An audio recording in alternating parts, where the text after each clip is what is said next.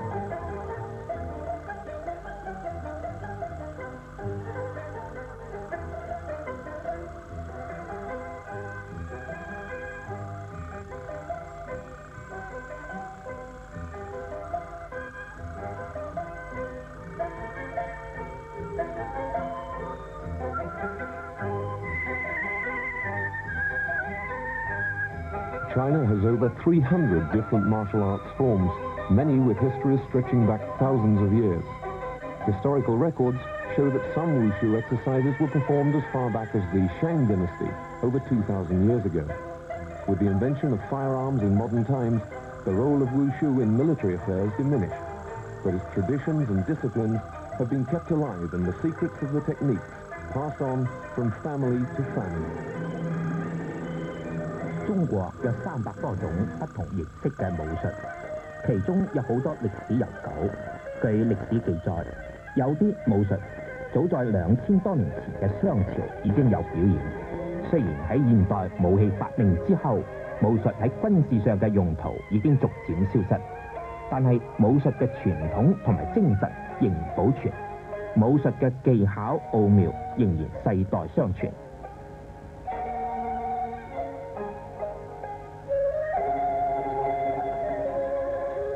Perhaps the most spectacular and fascinating martial arts discipline is the ability to summon up the vital force of qi in order to resist pain. This is often referred to as mind over matter. The technique is called qigong. 武術最主要嘅奧妙係在於運用氣功嚟抗拒身體嘅痛楚，呢一種技術亦叫做硬氣功。The martial arts masters can harden or soften areas of their bodies to resist pain and produce tremendous strength. 武術教練往往能夠使到身體某部分變硬或者變軟，以抗拒痛楚同埋發揮好大嘅氣力。Legend has it that a Buddhist monk was dismayed by the way other monks kept falling asleep over their studies and invented physical and breathing exercises for them. These exercises were refined down the centuries and techniques developed to concentrate the vital force. These techniques have been passed on from father to son until the present day. 據傳說，有一名和尚由於見到其他和尚經常喺念經嘅時候瞌眼瞓，因此佢就為佢哋想出咗鍛鍊體力同埋呼吸嘅辦法。經過幾世紀嘅改進同埋發展，結合成氣功。同時呢一種武術父子相傳，一代代咁傳咗落嚟。You'll now witness some spectacular demonstrations of Yin Qigong. Here, Guan Anpu has to summon the vital force to his hand. 而家請大家觀賞一下硬氣功嘅表演。一位武術運動員關安普將佢嘅氣功運用喺佢嘅手部。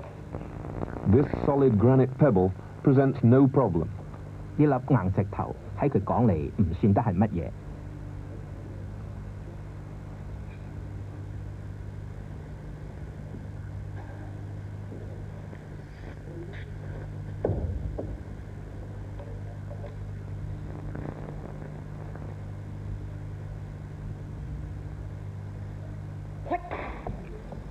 His hand passes clean through the stone. 哇！一手就將粒石頭劈開啦。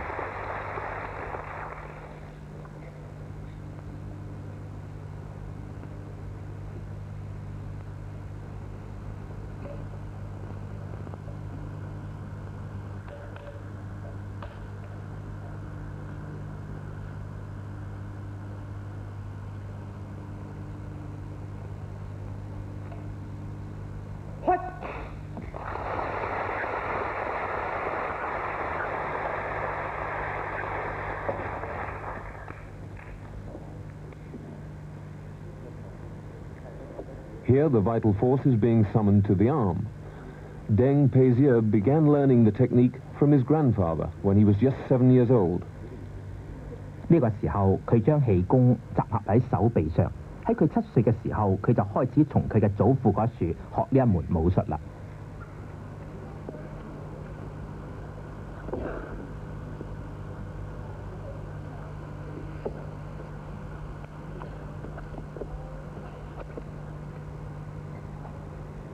These high-density house bricks are here used to demonstrate what's known as iron arm kung. 呢啲結實嘅磚頭係用嚟表演鐵掌功嘅。The towel only prevents cuts from flying splinters. 用嘅毛巾只係為咗避免被碎石割傷。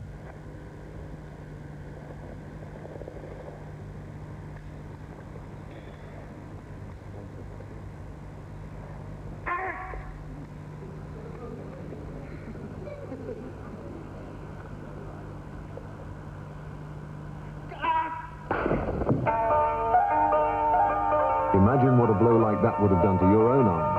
But vital force resists the impact. 試想下，假如你用自己嘅手掌嚟打落去，將會點樣呢？但係運用氣功能夠抗拒呢一種衝擊嘅。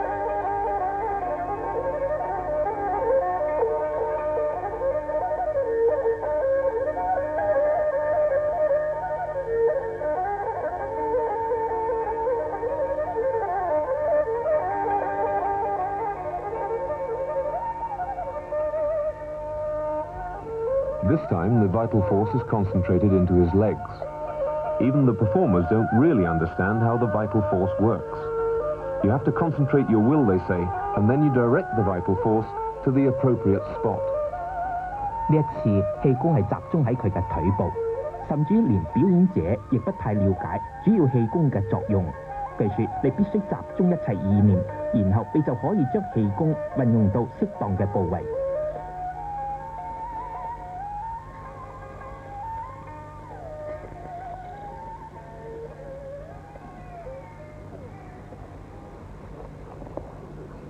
A concrete curbstone is extremely heavy, and it doesn't break easily.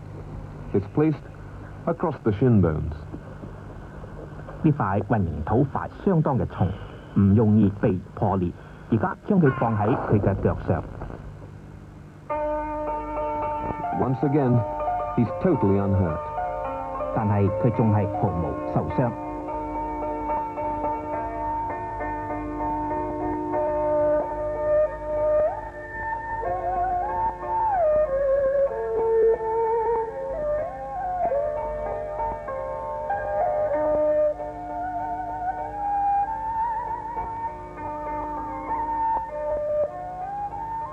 This amiable giant, Guo Liudong, is concentrating his vital force to his head. During the Cultural Revolution, Ying Qigong was suppressed because of its ancient association with religion and mysticism. But it was kept alive in secret in the families of men like Guo, and it's been officially revived now in China. 呢位高大嘅運動員郭綠登，將佢嘅氣功集中喺佢嘅頭部。喺中國文化革命時期，硬氣功受到批評，原因係呢一種氣功過去同宗教同埋迷信有關聯，但係而家中國已經正式恢復練習呢啲技術啦。Once again, a heavy curbstone is used for the demonstration. And this feat is extremely dangerous, and neglecting proper preparation could be fatal. 佢用大石塊嚟表演，多危險。假如忽略咗適當嘅準備，就可能會隨時發生危險嘅。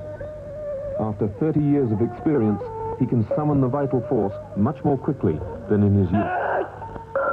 喺過去，佢需要更長嘅時間嚟運用佢嘅氣功，但係而家就唔使。The force from the blow doesn't damage his head, and yet the heavy slab is split in two. 隨擊嘅力量對佢嘅頭部毫無損傷，但係呢塊重石已經被佢劈成兩塊。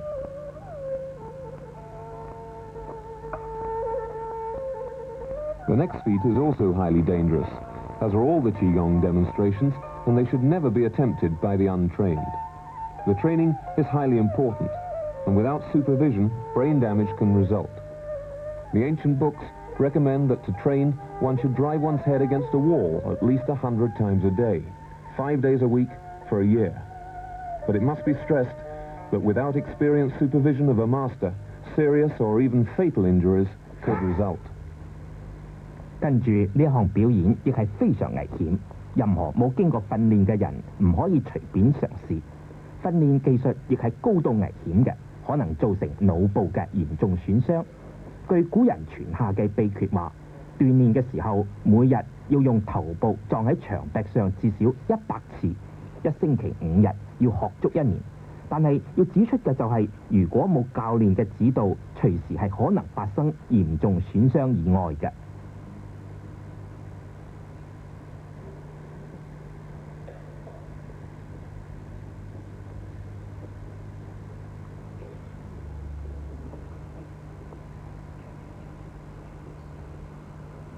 Gro's head is sandwiched between the slabs. 角綠燈嘅頭部夾喺上下石塊嘅中間。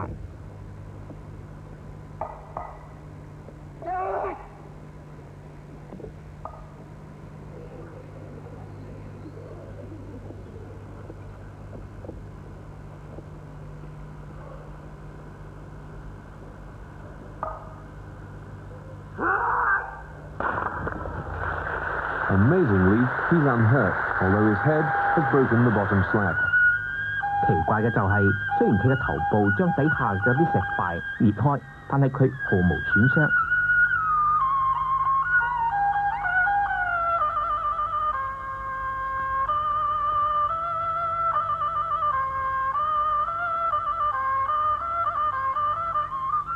Resisting a sharp spear is another traditional way of demonstrating vital force. Deng Peizier is concentrating his vital force to his neck. 呢一支銀槍係表演氣功嘅另一種傳統方法。呢位運動員將氣功集中喺佢嘅頸部。So is his partner, Zhu Zongpo. The spear has 2 sharp ends, and each must know when the other is ready. 佢嘅搭檔朱宗普亦係一樣。呢一支銀槍兩頭都係尖鋭嘅，佢哋兩人都必須知道對方是否已經準備好。They begin practicing with a blunt rod, and then gradually sharpen it until they are ready to withstand the sharp spear's point. You'll find pushing even a finger into the base of your neck too painful to endure for long. 佢哋開始練習時係用一支唔利嘅嘢，然後逐步嘅削尖，一直到佢哋能夠抵受尖鋭嘅銀槍。冇錯，就算係將一隻手指壓喺頸部，亦難以忍受嘅。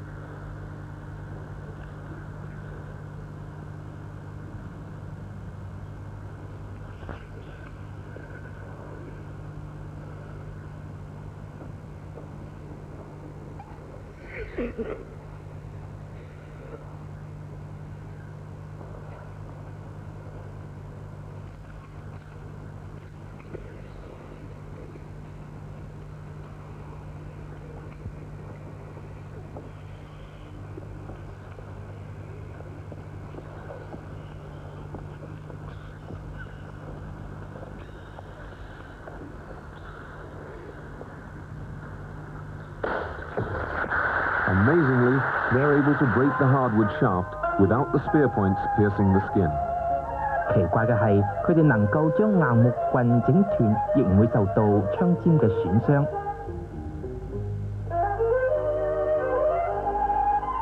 Again with spears, Guo demonstrates an even more difficult feat. The force at the spear tip is many tons, and Guo has to concentrate his vital force at 2 spots at once. 郭綠燈亦用銀槍嚟表演一項更驚險嘅氣功。喺槍尖嘅力量係好大嘅，郭綠燈必須將佢嘅氣功立刻集中喺2個部位。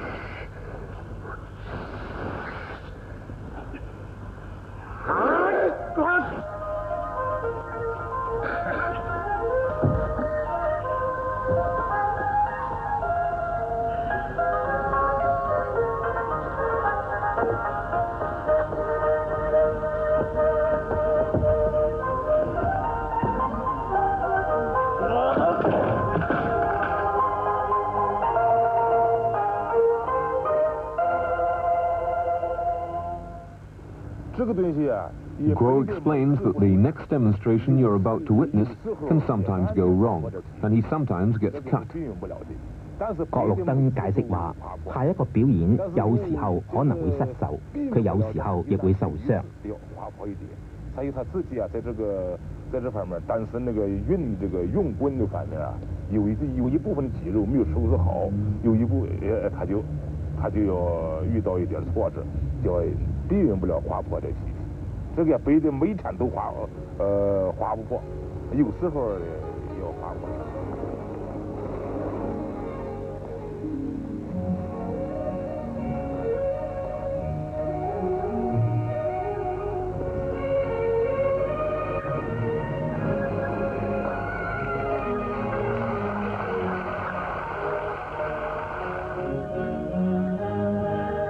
As if lying on a bed of glass isn't enough, Guo is about to become part of an amazing sandwich with Cao Jisoo and Guan Anpu. 瞓喺一堆玻璃碎片唔算得係乜嘢，但係郭綠燈將喺趙繼書同埋關安普2人之下承受重大嘅壓力。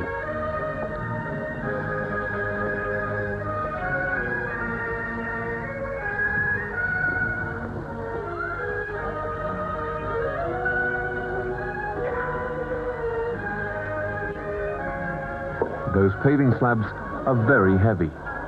呢啲大石塊非常嘅重。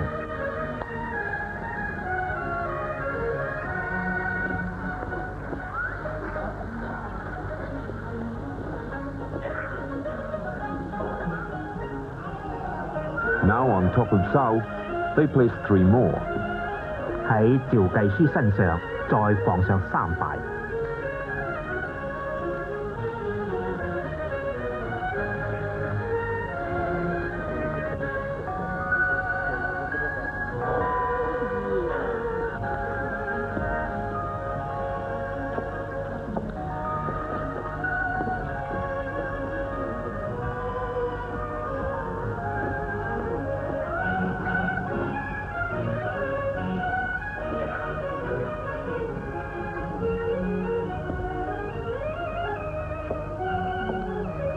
And on top of Guan, another 2. All in all, Guo is supporting nearly a ton in weight.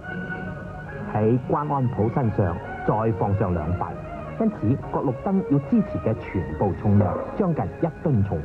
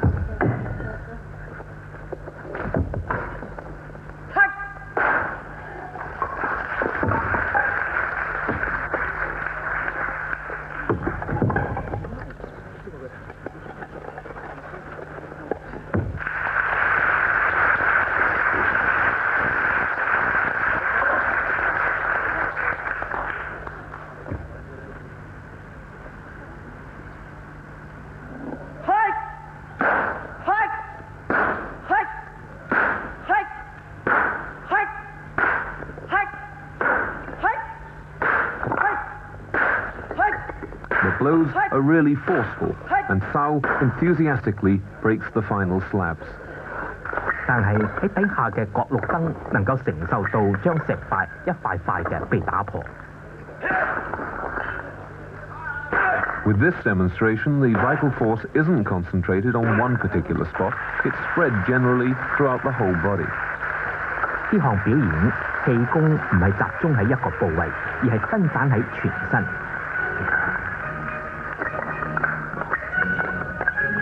And even after all that violent pounding, Guo springs up, uncut by the glass. 結果角綠燈企起身，毫無損傷。Cao Ji-su demonstrates here just how sharp that broadsword is. 而家趙繼書繼續表演刀術嘅厲害。Meanwhile, Guo has concentrated his vital force in his stomach. 角綠燈將氣功集中喺佢嘅腹部。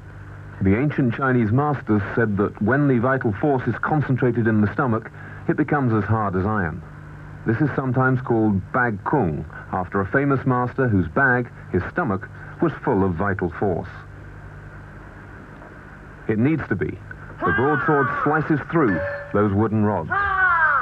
古時候中國武術教練話，當氣功集中喺腹部嘅時候，腹部就變成好似鐵一樣咁硬。呢一種功夫亦叫做袋功，原因係一位著名嘅教練，佢嘅袋充滿咗氣功，需要用刀嚟劈開呢啲木條。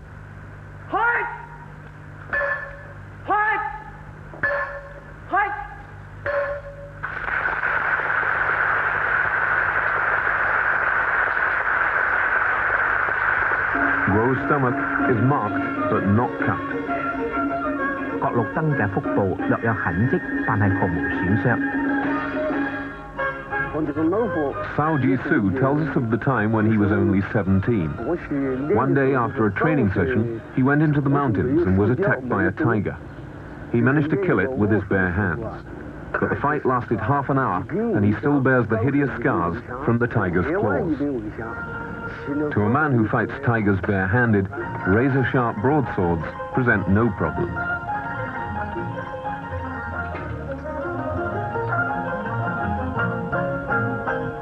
Although the swords have to be positioned firmly.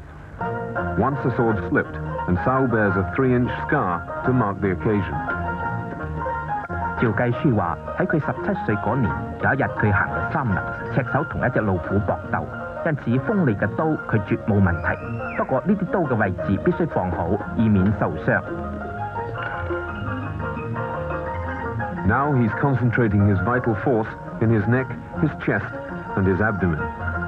而家佢將氣功集中喺佢嘅頸部、胸部同埋腹部。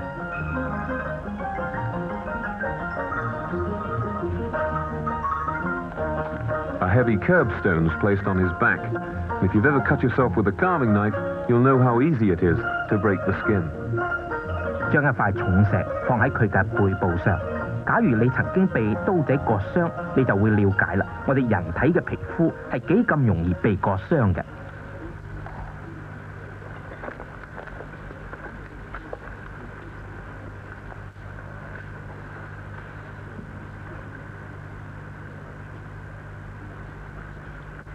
The sledgehammer blow forces his body down onto the razor edges of the broadsword.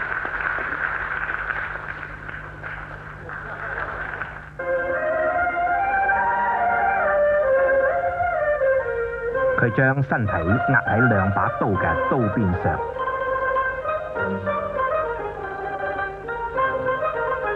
This is a tiger fork, a traditional fighting weapon. It's made of steel and it's very sharp. 呢支係老虎叉，係一種傳統嘅打鬥武器，用鋼製成，非常嘅尖鋭。Cao is concentrating his vital force into his stomach. He claims that his family have been performing feats like this for over 1,000 years. He began training when he was 9. He was taught by his father, his grandfather, and an uncle. 趙繼書將氣功集中喺腹部。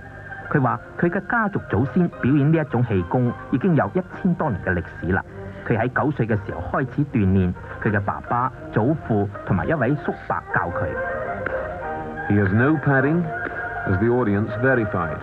Only typical Chinese modesty made him wear his trousers so high. 觀眾可以見到佢並冇穿着任何護身墊，唯有傳統嘅中國嘅鍛鍊，使到佢可以練成呢一種氣功。Again, the slightest loss of concentration could cause a fatal injury. 如果略有疏忽，就會造成嚴重嘅損傷嘅。But remarkably, he's unhurt and unmarked. 結果佢表演之後毫無損傷，毫無痕跡。Guo Ludong again demonstrates great strength using the steel rod. The rod is of the type used to reinforce concrete. 郭綠燈用呢一條鋼條表演佢嘅氣功，呢一條鋼條就係建築用嘅鋼骨條啦。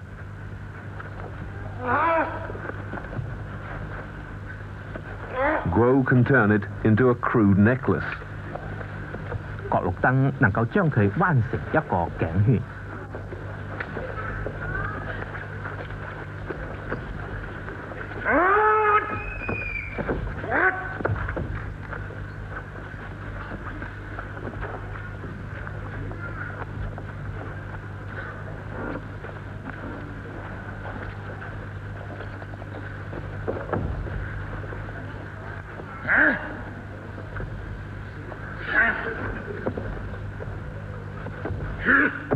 And perhaps even more difficult, uncoil it again.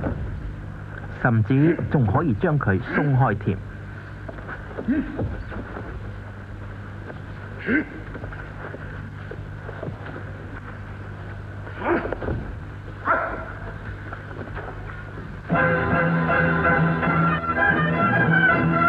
As our final demonstration of Yin Qigong, Deng Peizier now concentrates his vital force into his chest. 最後一項硬氣功係由鄧佩芝表演，將佢嘅氣功集中喺佢嘅胸部。This steel wire is very strong. Tremendous weights can be hung on a single strand. As thin as cheese wire, it would normally slice into an ordinary man's flesh. The wire is bound very tightly. 呢一條鋼條非常堅硬，可以承受好重嘅力量。雖然唔係好粗，但係可以將人肉切斷。佢將鋼條放喺身上，綁得好緊。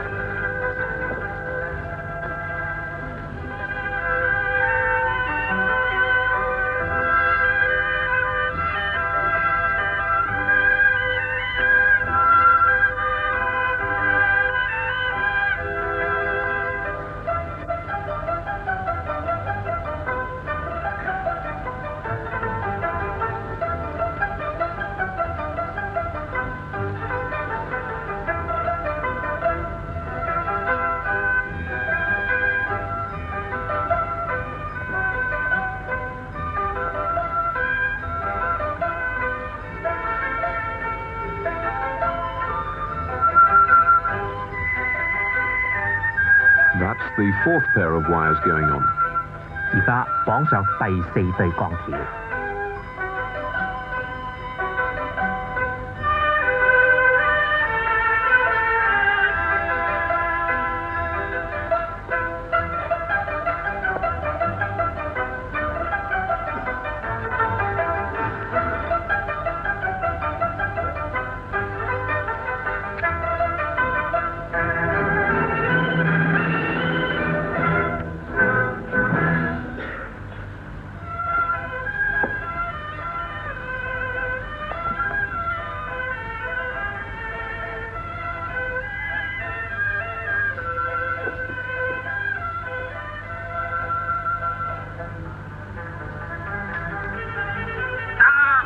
By concentrating his vital force, Deng can burst the wire.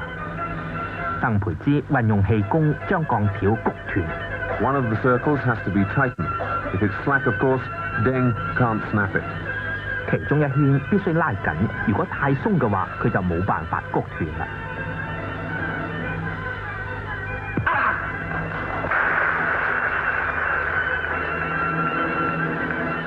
We'll now see other aspects of Chinese martial arts. Many of the poses and movements are thousands of years old. Some were developed for fighting, others simply to keep fit. 而家我哋轉睇下中國武術，好多姿勢同埋動作都有幾千年嘅歷史啦。其中有啲係為打鬥，有啲係為咗鍛鍊身體嘅。Such movements aren't easy to achieve. Behind them lies rigorous training with the emphasis on learning through suffering. 呢啲動作唔容易練習，必須經過嚴格嘅鍛鍊同埋受苦。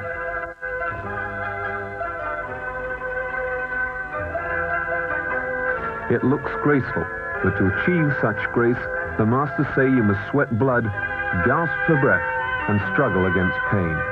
睇佢好似好輕鬆，但係據教練話，鍛鍊過程往往會流血，每日苦練忍受苦痛。Wang Donglian starts practicing martial arts at 6 o'clock each day. She's won 5 gold medals in all China martial arts competitions, and her favorite events are sword fighting and sparring. 黃東年每日清晨6點鐘就開始練習武術，佢最喜歡嘅項目就係刀術同埋拳術。Students have first to develop basic movements like these kicks. The foot should come as high as the forehead. 學員首先必須練習基本嘅動作，例如腳踢，腳尖要踢高到碰到額頭。Children begin training at 10 years old, but it takes several years before they can expect to succeed in competition. 一般學童喺10歲嘅時候開始鍛鍊，不過要經過好幾年先正能夠參加比賽成功。In ancient times, women were taught to fight and shaved their heads to disguise their sex. Many of them became fearsome warriors. 古時候，婦女亦鍛鍊打鬥，佢哋打扮成男裝，好多成為英勇嘅戰士。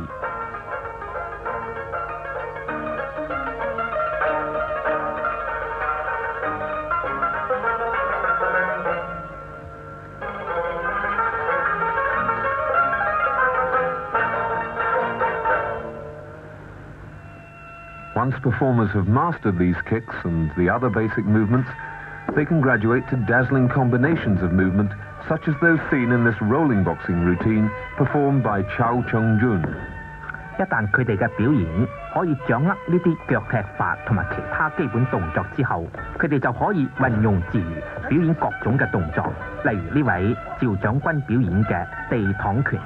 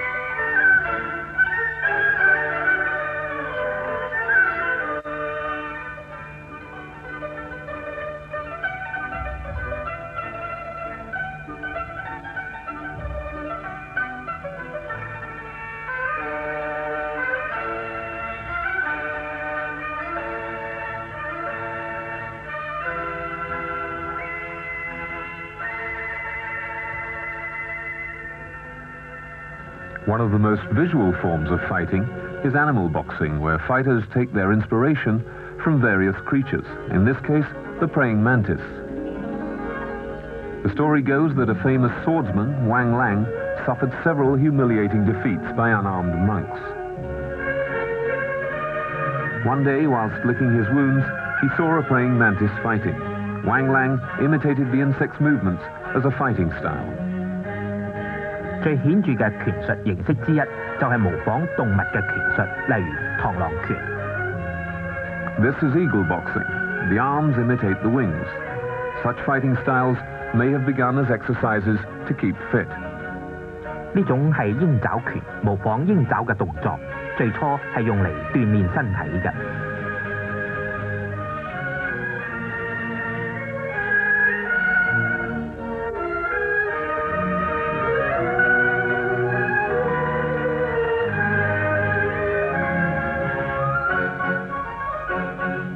Now snake boxing, lithe and spectacular. 呢種係蛇拳，非常靈活，變化多端。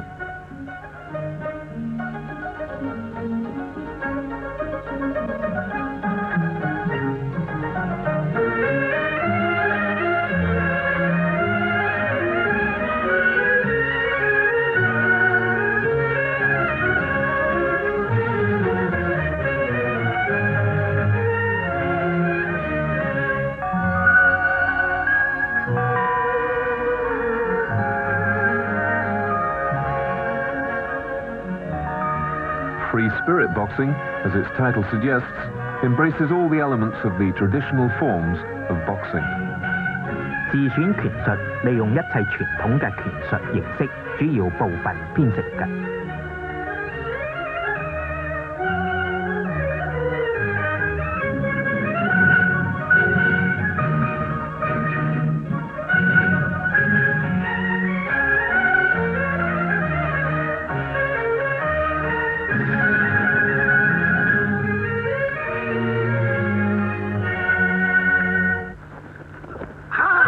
Demonstration by these wushu athletes is highly stylized, a combination of keep fit and clowning, although the performers' mastery of the techniques makes them formidable opponents. 呢啲包羅萬有嘅綜合武術表演，的確多姿多彩，可以鍛鍊身體，亦可以表演娛樂觀眾。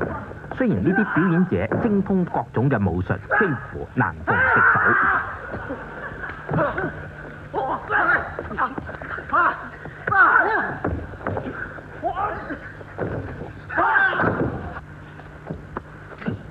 This form of fighting, a combination of boxing and wrestling, is called China sparring.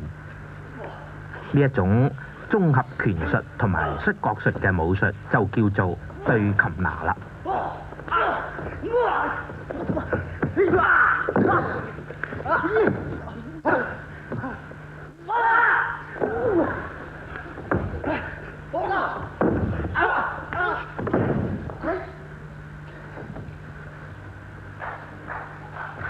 The Wushu performers are immensely skilled with weapons too. This is a simple stave, but its length and the speed with which it's wielded, and the performer's astonishing agility, make him a formidable opponent even for a swordsman. Even in slow motion, it moves like lightning. 武術表演亦要同武器緊密嘅配合。一支長棍嘅長度同埋表演嘅速度十分嘅重要。表演者技術高超，動作敏捷，幾乎刀槍難敵。就算係慢鏡頭，速度亦相當嘅快。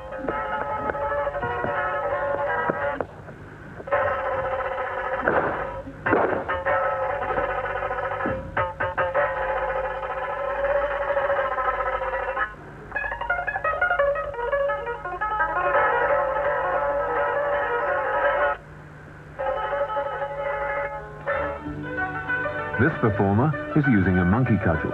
Stealth, cunning, balance, agility and a keen eye are the key ingredients.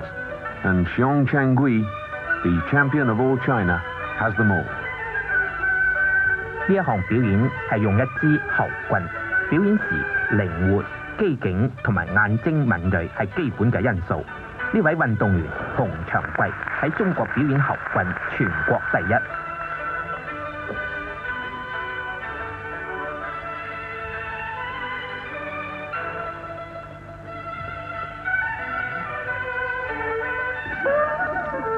The ancient masters had to become proficient with 18 different weapons, though there were many more.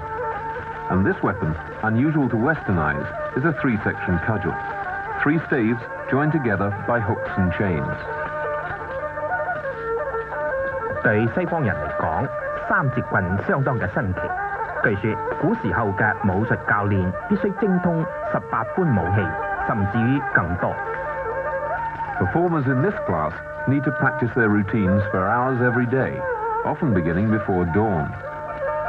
呢一種表演每日需要鍛鍊好幾個小時，甚至於一大清早開始。所謂聞雞起舞就係呢個意思啦。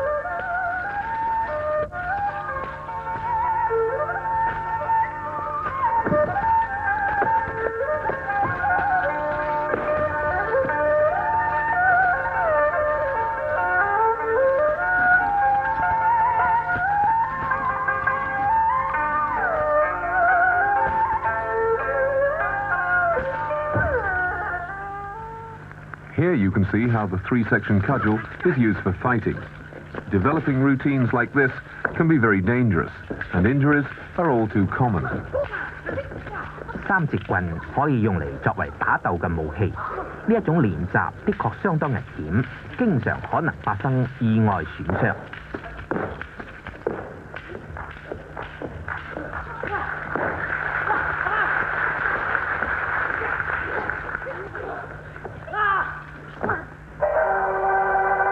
The slow motion shows you just how dangerous it is. 慢鏡頭可以顯示出佢嘅危險性。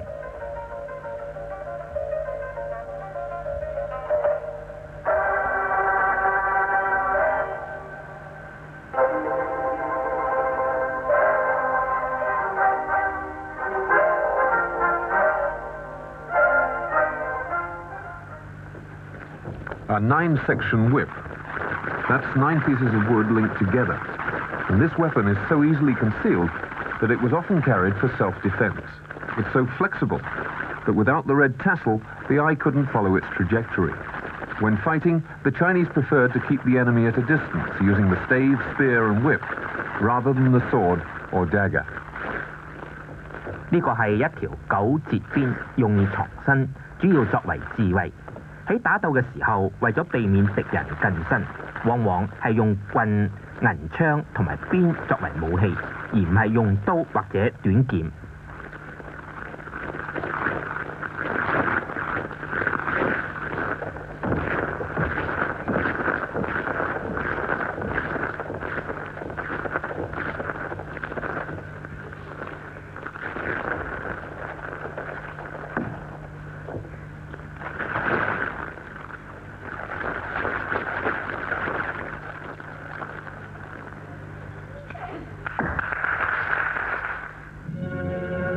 Just as women were taught to wrestle, so they were taught to use weapons in ancient China, like these swords. The ancient masters said sword play should be performed like the dragon, meaning the performer should be agile and precise in every movement. There were 16 different movements to perfect, and the modern athlete must try to incorporate them all in a routine. 喺古時候，中國婦女亦練劍術。Grace of movement is one of the vital elements in the exercise, and Li Xiaoping, gold medalist in this event, shows it to perfection. 動作嘅輕鬆亦十分重要。呢位運動員率小平全國冠軍。Well before 1000 AD, a famous pair of swordswomen, Madame Kung Sui and Sister Li, designed this famous sword dance, a combination of wushu and dancing. 據說喺公元1000年，有一對女劍客想出呢一種劍舞。Tang Yali has 2 broadswords, and according to the ancient masters, exercises like these should be performed with the fierceness of a tiger. 呢一位女運動員唐亞麗用2把刀嚟表演刀術。古時候武術教練話，表演呢一種武術必須英勇兇猛如虎。Lo Jing shows off the long-handled scimitar. An exercise like this was first developed in the Xin dynasty over 1500 years ago. 呢一位運動員羅敬表演呢一種大刀術，據說中國早在1500多年前就有啦。These double-hooked swords require great agility of the body, together with extremely nimble footwork. 呢一種雙勾劍必須體力壯健，同時需要步伐準確。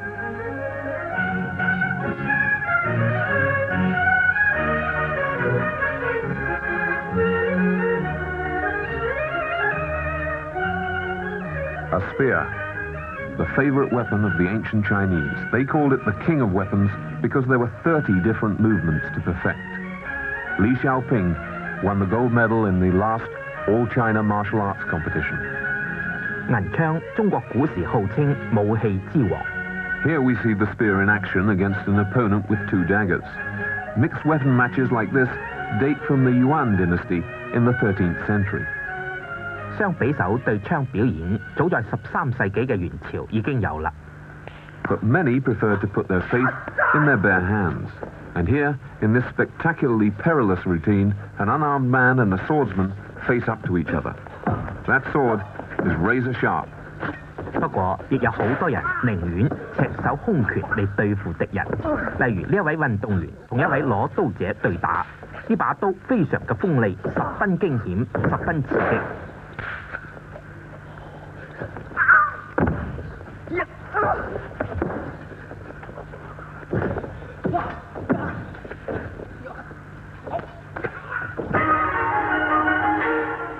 The slow motion again shows the real danger of this routine. 慢鏡頭亦顯示出佢嘅危險性。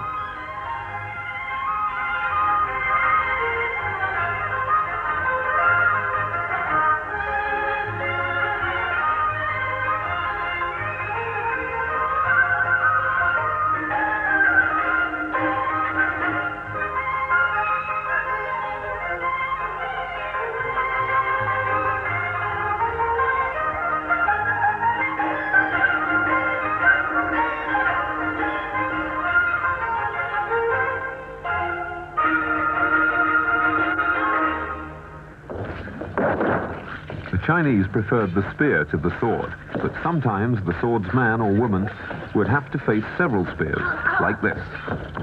中國運動員比較喜歡採用銀槍多過用刀，不過有時候要用刀嚟對付幾支銀槍嘅攻擊。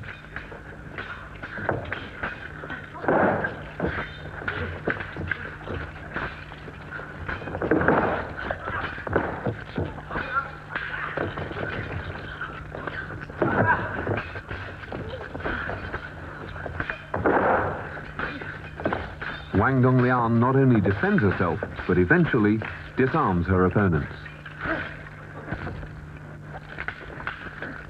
Here's another dangerous routine. One girl with a 3-section cudgel against 2 opponents, one armed with a sword, the other with a stave. 呢一項表演係3節棍對一把刀同埋一支長棍，3人對打，十分嘅緊張。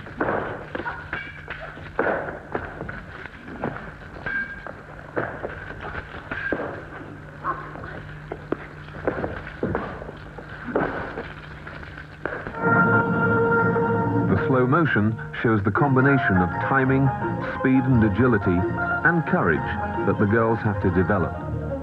從慢鏡頭就可以見到表演嘅時候嘅速度、時間必須配合準確，毫無差錯。當然，用氣、體魄亦十分嘅重要。